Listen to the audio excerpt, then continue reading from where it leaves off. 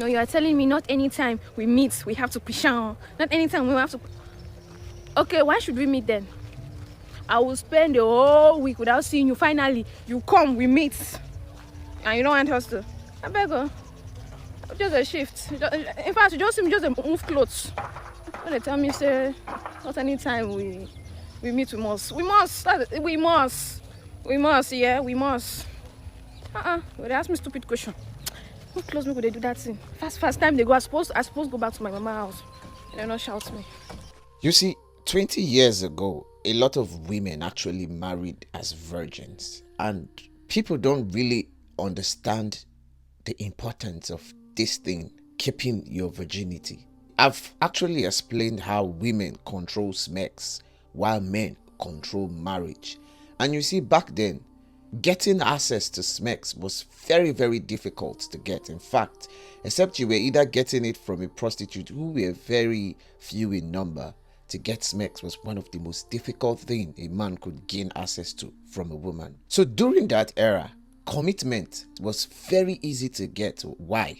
A lot of young people have a very high desire for sex. If you realize, younger people have a higher libido compared to the older people. So men especially who had a very high libido and need for sex had to actually settle down, because the only way they could actually gain access to the bodies of these women was in marriage. It was non-negotiable. It was only through marriage that you could actually gain access or full access to sex.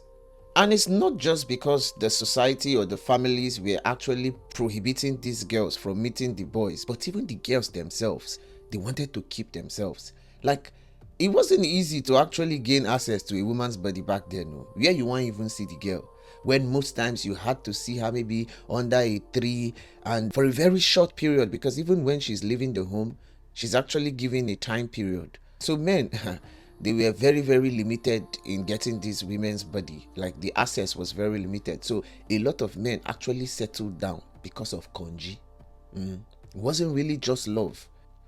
Konji was one of the reasons why most of our fathers settled down.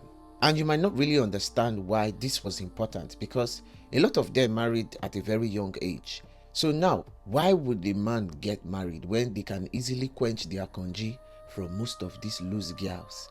Majority of women have put a price tag on their body. Like, materialism has caused a lot of them to want to negotiate their body for what you can be able to bring or give them. So why would a man want to be pressured to settle down in 2026? Why? Sex has become very cheap and easy to get. It's either you use your money or you just scoop the girl that is already willing to give it out, because they don't think that morality is important anymore. And these older women keep deceiving them and telling them, your body, your choice. Telling these younger girls to do whatever they want to do with their body because it doesn't concern anybody. But again, if you understand that your body is the temple of the Holy Spirit, I think you would actually treat that body better. So when you people come here to say that men are cheap because they are sleeping with anything and everything, I hope you remember that these men are actually sleeping with women.